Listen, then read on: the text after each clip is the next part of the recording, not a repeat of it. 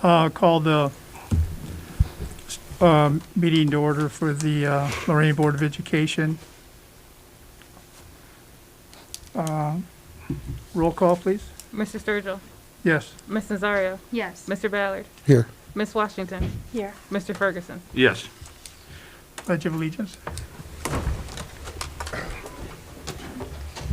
I pledge allegiance to the flag of the United States of America and to the republic for which it stands, one nation, under God, indivisible, with liberty and justice for all.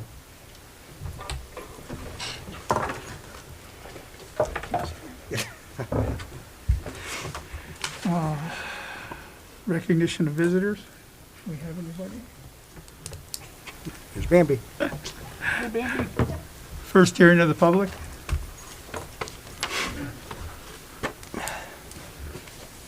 I got a couple complaints. Virgil, you look right up. Take this on or take it off now? Hey, pull. Okay, pull down. I think everybody knows me. I'm Dave McFarland. If you don't, I know everybody on the board for the most part. I coached the great Kenny. Barbie's son was one of the great football players I coached here. And you guys all know how I feel about Lorain, how grateful I am for the opportunities in Lorain, and how I've cherished the children here and the moments in Lorain. I think it's made me a better human being. But oftentimes I'm sitting around and you think about what's going on in the world and the news, the school board, and maybe you're in church and you're thinking of about we need to let people know how grateful we are. And I just wanted to take 15 seconds tonight. Actually, I wanted to get out of Valentine's Day dinner. I brought my wife to get out and take her to dinner. But on a serious note, I'm so grateful for the leadership of Dr. Graham and this board. When you think about what we've been through, and most recently with the pandemic, and all that you guys do for our children, for our community, if you could get in my classroom, if you could, in the hallways here, and we have such wonderful children. And sometimes we see or hear about maybe one bad thing, and that gets magnified. But boy, you guys are doing great, great work. I appreciate your courage to make the tough decisions. But I just want to thank you guys for everything you've done for me, my family, and for our children in Lorain. That's all. Thank you, Dave. Thank you. I need a motion to approve the minutes. Some support. Do we have a second? Support. Okay. Mr. Ballard. I better put this back in.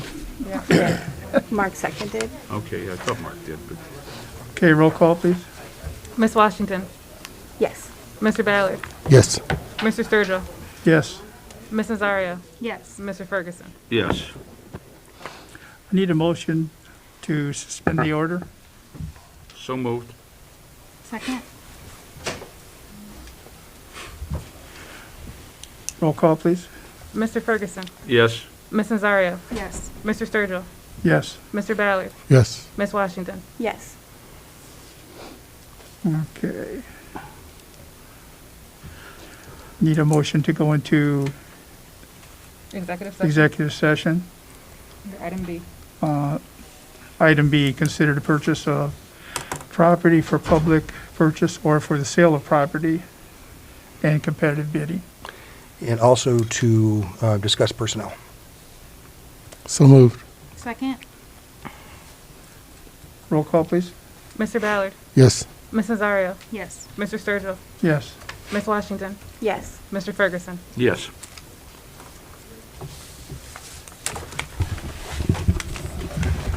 I gotta turn this down. Feeling it. Number one.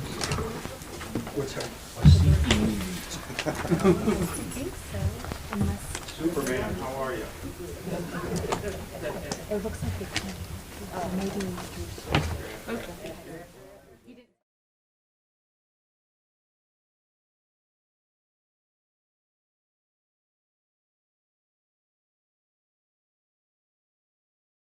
Motion to come out of executive session. Motion to come out of executive session. Second. Roll call. Ms. Nazario. Yes. Ms. Washington. Yes. Mr. Sturgill. Yes. Mr. Ballard. Yes. Mr. Ferguson. Yes.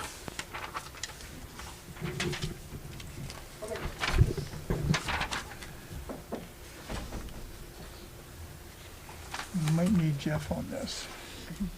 We rolling, Joe? We're rolling. Okay, I don't know if he's doing this in old business. The whole city knows Jeff was in the bathroom. Okay, any old business? Where are we gonna talk You want about? to do this here, old business? COVID? COVID? Sure. Okay, obviously, the COVID strain has changed many times, and as a result, we've reacted consistently throughout the process, which was to align ourselves in a manner that kept our students, their families, and our staff safe as possible. We've been doing updates and having conversations on a regular basis, and based on conversations that we've had with our health commissioner and the other folks who have supported us through the process, we have another update to share with you and some thoughts on how to proceed. So, Ross, if you'd be so kind, I could welcome you into the conversation.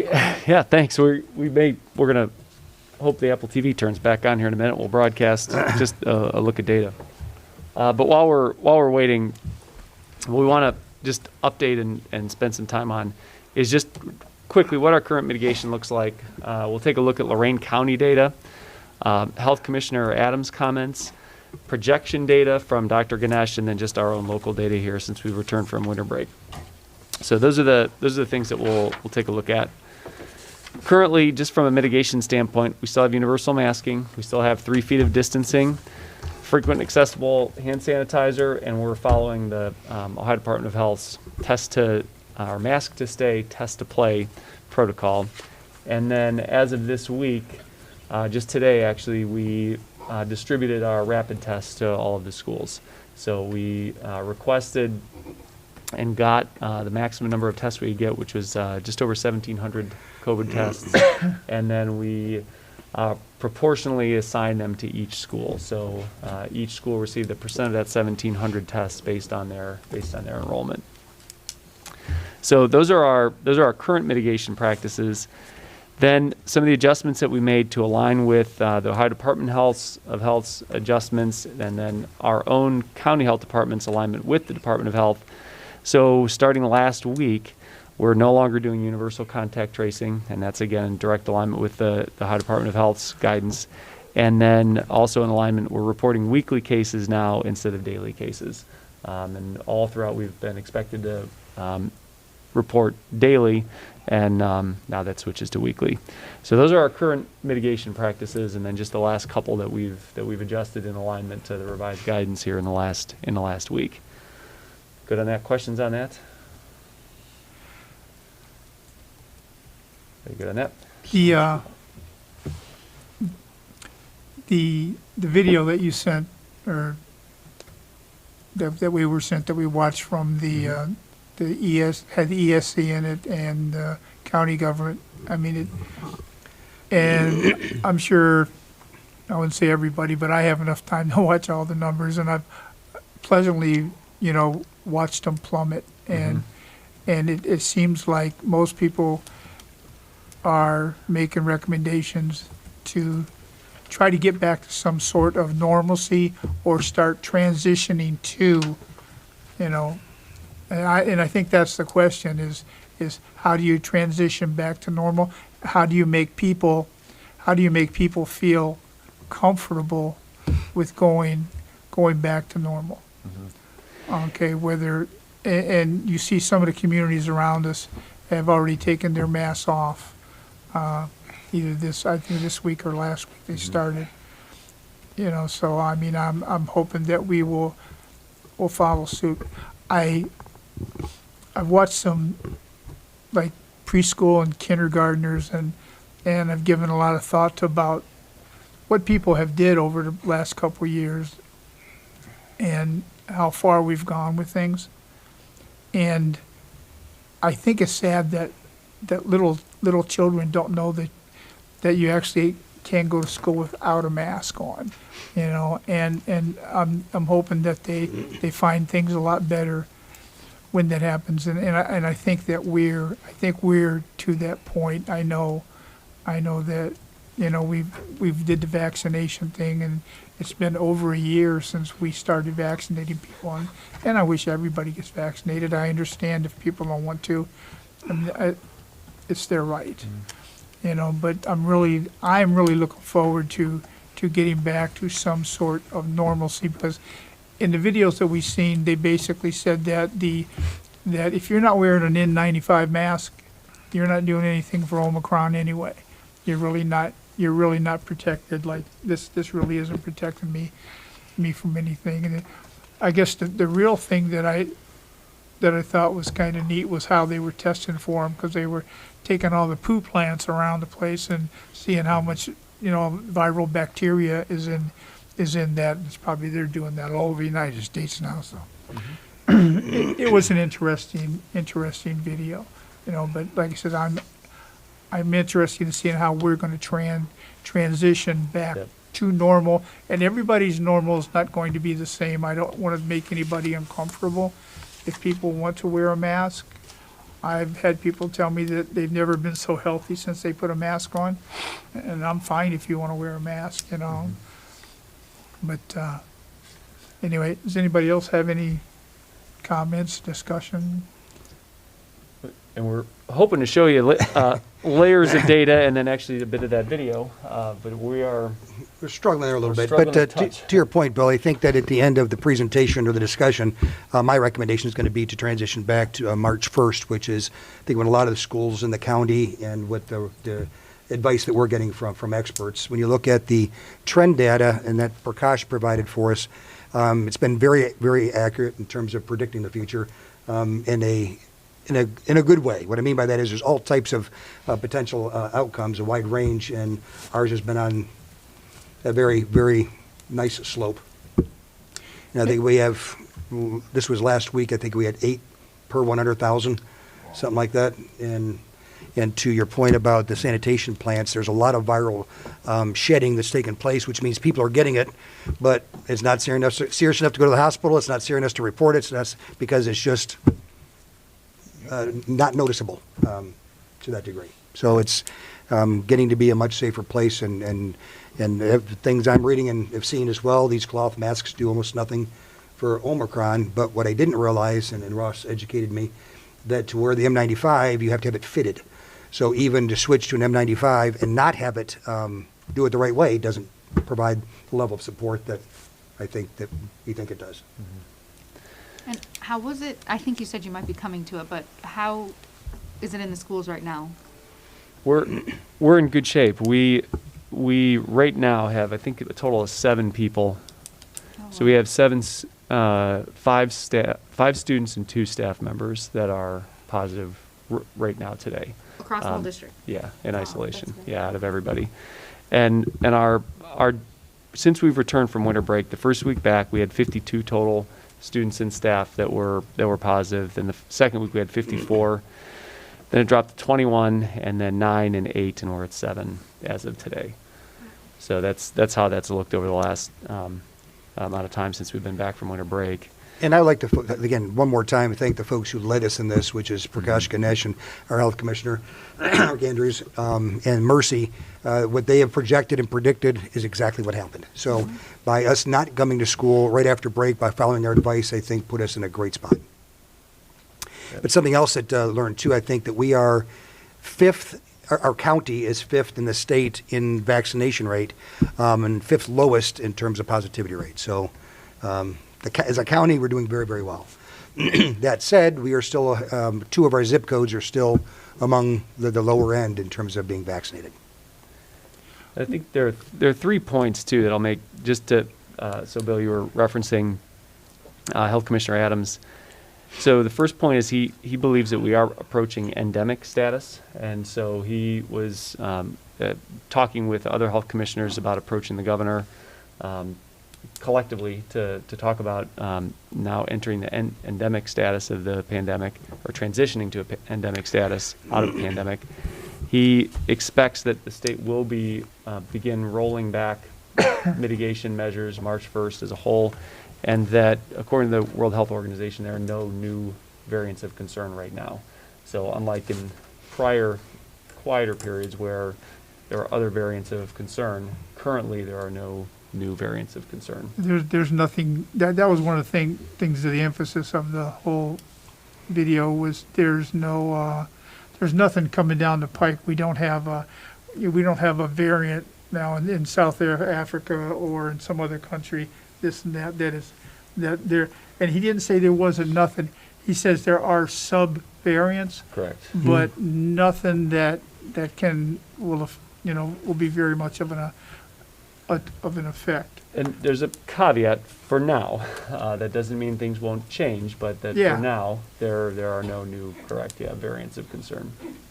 That's my next question. We'll still keep the data, right? So we could say next March 31st, we can say this week we have 7 students still. Will we still keep that, or? Well, so I think there are two things. The first thing is, as long as we're mandated to, we will. So, we're obviously mandated reporters, Right now, and yeah. we're mandated to report daily before, and now we're mandated to report weekly. Got it, okay. So as long as we're mandated, So we'll be able to will- see if for some reason it would trend up once the masks are gone. We're gonna know at the end of that week, like, we gotta keep an eye on it. Yeah, well, absolutely, yeah. So even though we're not doing the contact tracing to determine close contacts anymore, we still, again, until we're not, required to do that anymore, we still have to keep track of our positive cases. Okay. And again, it's a daily review at 8 o'clock in the morning, and Right. with Jeff Gruski and the contact tracers. So we know every single day, what our data looks like. Thank you. Is busing controlled by the district or by the federal government? Federal government. Federal government? Okay. So we would still have to keep those guidelines on until the CDC says you can take it off, right? Correct, I mean, yeah, they we- would still have to wear a mask in an enclosed areas and. And one of the biggest struggles there is the CDC. If you look at their website, their data is very lagging. So they have a lot of old information on there. We're talking about is, at least what you would have seen is no more than a week old. Week I'll and a flip half my old. computer around. I think we all look forward to getting newer computers. I've got one of the smaller screens in the district, but you can try to squint a little bit. And this is Lorain County specific data for the entirety of the pandemic. So the red line is the 7-day average. And so here's the onset of the pandemic, just shy of 2 years ago. Here was the original surge that we had, and down. Here was the Delta surge, and down. Here's the Omicron surge, way up, and then back down. And this is, again, there's a 7-day lag to it, but to a week ago. Then these are the projections from Dr. Ganesh and his 4 most recent projections. And so this was the one that we used to delay school from our return from winter break by a week. And then I think an important thing to know is that the blue bars represent the daily number of cases for that day. And then the black line represents the most likely trajectory that cases will follow. And then this is the worst case scenario, the best case, most optimistic scenario. And then as we get more data, the projection gets more accurate. But if you look at where this black line goes here, it projected really well what happened next. And then it projected a pretty steep drop down. Again, now it gets really tight. There's very little uncertainty in the projection, and again, went down. And then this was at the end of last week, the projection down and out over the next couple of weeks. So the projection, from it's about a 10-day gap between each of these here, but the projection has been very, and all throughout the pandemic, as he's projected with, has been very accurate. And again, now here what we're saying is that we're not going to get to 0. But we're going to have a very low number of cases, and we have 7, according to your point, across just shy of 6,000 students and 1,000 staff members, right now. Is there any way Mr. Bach is able to zoom in on that? Or? Can we attach it to the We can YouTube later? Yeah, Yeah. Yeah. Mr. Bach is pretty amazing. he is. Can you send me that? Mm-hmm. I can post it. Yep. Yeah, absolutely. I have a Are we ready for question. the motion? Will we maintain contact with Dr. Ganesh? He is now skiing friends with Ross. Oh, okay. Yeah, no, he's been just an incredible partner all throughout, and is very happy at any point to talk with us. And yeah, I mean, dropped everything a couple times to hop on a Zoom call with us, and yeah, He's been amazing from day one. And Yep. actually, he's written an article about us, but only about the data and the fact that the mitigation strategies we implemented worked, and that in schools, that as long as you do the right things, that it's a safe place to be. And it's Yeah. going to be published here pretty soon, I think. They just got the last yeah, thing through. he sent it in on Friday actually Yeah. for final review, so it'll be published in the Journal of School Health, whatever their next publication is. Yeah. Thank you. Yep. Be a page turn. So I guess I'd like to recommend, if it's okay, that the becomes mask optional on March 1st. Could I have a motion that we make it mask optional on March 1st and With a reexamination of the data for the next meeting. yeah, I would so move. Second. discussion? And we already discussed it. Roll call, Mr. Ferguson. Yes. Ms. Nazario. Yes. Mr. Sturgill. yes. Mr. Ballard. Yes. Ms. Washington. Okay. Yes.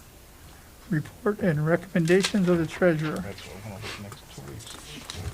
I have items 8.01 through 8.03 for approval. Have a Motion to approve?